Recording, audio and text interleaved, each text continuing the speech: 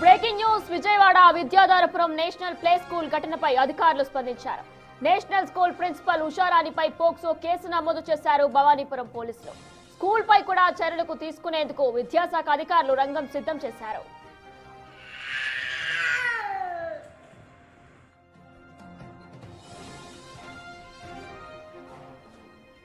ఫిబ్రవరి 23న national school కు వెళ్లిన చిన్నారి కొద్దిసేపటికే స్కూల్ బాత్రూమ్ లో పడిపోయిందని హాస్పిటల్ కు తీసుకెళ్లారు.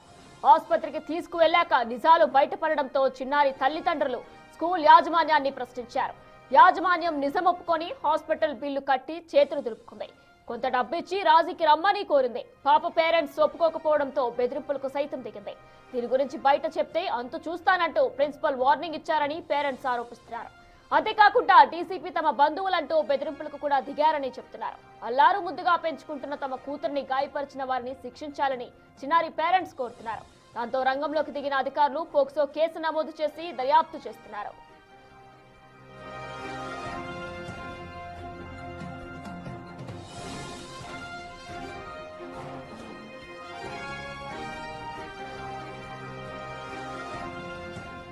మూడేళ్ల పాపకు సంబంధించి యాసిడ్ పోసిన ఘటనలో పూర్తి డీటెయిల్స్ మా ప్రతినిధి శివ అందిస్తారు. రైటర్ శివ, ప్రస్తుతం ప్రిన్సిపల్ ని పోలీసులు అదుపులోకి తీసుకున్నట్లు కూడా తెలుస్తుంది. ఈ విచారణలో ప్రిన్సిపల్ ఏం చెప్తున్నారు? డీసీపీ కూడా మాకు తెలుసంటూ కూడా పేరెంట్స్ కి ఆమె బదులిచ్చారంటూ కూడా పేరెంట్స్ చెప్తున్నారు. ఈ విచారణలో ప్రిన్సిపల్ ఏం చెప్తున్నారు? విన్న మొత్తం మీద చూసుకుంటే నేషనల్ ప్లే స్కూల్ వ్యవహారం సంబంధించి ఆంధ్రప్రదేశ్లో హాట్ టాపిక్గా మారింది. 3 ఏళ్ల చిన్నారిపై యాసిడ్ ఘటనకు సంబంధించి కూడా ఇటు మానవ హక్కుల సంఘం, ఇటు పోలీసులు, ప్రజా సంఘాలు, విద్యాశాఖ నిపుణులు కూడా తీవ్రస్థాయిలో ఆగ్రహం వ్యక్తం చేశారు. ఈ అంశానికి సంబంధించి కూడా ముందుగా గాయపడిన తర్వాత హాస్పిటల్లో చికిత్స చేసి కొంత డబ్బులు కట్టి దులుపుకున్నారు, చేతులు దులుపుకున్న. ఆ తర్వాత రాజీకి రమ్మని ఒత్తిడి తీసుకొచ్చారు. డీసీపీ తమకు బంధువు అని చెప్పి కూడా బెదిరింపులకు పాల్పడ్డారు. కానీ వారికి హాస్పిటల్లో చికిత్స చేసుకునే స్తోమత లేకపోవడంతో అంశం వెలుగులోకి రావడం జరిగింది. ఒక్కసారిగా ఈ అంశం వెలుగులోకి రావడంతో సంచలనంగా మారింది. ఇప్పటికే ఉషారాణి, ఎవరైతే కళాశాల ప్రిన్సిపాల్ ఉన్నారో స్కూల్ ప్రిన్సిపాల్ ఉషారాణిపై పోక్సో కేసు నమోదు చేసి పోలీసులు అదుపులో తీసుకొని విచారిస్తున్నారు. ఈ ఘటనకు సంబంధించి ఎందుకు జరిగింది, జరగడానికి గల కారణాలు ఏంటి, ఎవరి పోద్బలంతో జరిగిందా, లేకపోతే చాకచక్యంగా జరిగిందా, లేకపోతే జనరల్గా జరిగింది అనే దానికి సంబంధించి కూడా పోలీసులు ఆమెను విచారిస్తున్నట్టు తెలుస్తోంది. మరొకవైపు నేషనల్ స్కూల్ వ్యవహారానికి సంబంధించి కూడా విద్యాశాఖ అధికారులు షోకాజ్ నోటీస్ కూడా జారీ చేసినట్టు తెలుస్తోంది. ఈ అంశానికి సంబంధించి సమగ్రమైన నివేదిక తయారు చేసి జిల్లా విద్యాశాఖ అధికారులకు అందజేయాలని చెప్పి కూడా అధికారులు ఆదేశాలు జారీ చేశారు. ఒకవైపు ప్రిన్సిపాల్ కేసు నమోదు, మరొక వైపు స్కూల్పై కూడా విచారణ జరుగుతున్న పరిస్థితి కనిపిస్తూ ఉంది. అయితే ఉషారాణిని విచారిస్తే అంశాలు పూర్తి స్థాయిలో వెలుగులోకి వచ్చే అవకాశం కనిపిస్తూ ఉంది.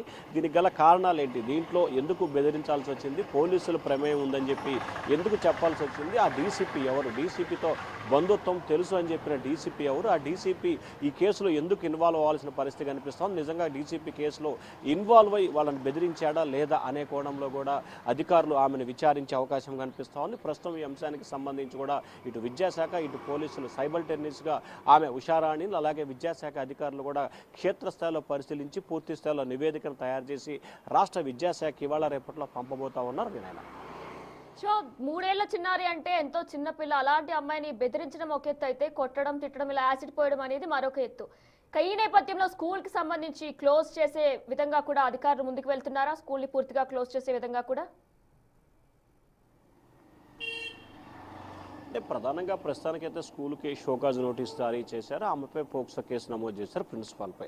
అసలు ఈ టోటల్ వ్యవహారానికి సంబంధించి కూడా ఎన్టీఆర్ జిల్లాకి సంబంధించిన డిఈఓ, అలాగే విజయవాడ ఎంఈఓ సమగ్రంగా దర్యాప్తు చేస్తున్నారు. అసలు సంఘటన జరిగిన కారణాలు ఏంటి, సంఘటనకు సంబంధించిన అంశాలేంటి అనే దానికి సంబంధించి కూడా పూర్తి స్థాయిలో బేరేజ్ వేసుకొని విచారణ అయితే కొనసాగిస్తున్నారు. విచారణ పూర్తి చేసిన తర్వాత స్కూల్ యాజమాన్యం తప్పుంటే కనుక ఖచ్చితంగా దాదాపుగా స్కూల్కి సంబంధించిన లైసెన్సులు రద్దు చేసి స్కూల్ శాశ్వత మూసేసే అవకాశాలు అయితే స్పష్టంగా కనిపిస్తా ఉన్నాయి. వినయన. Right Shiva, thanks for the live details.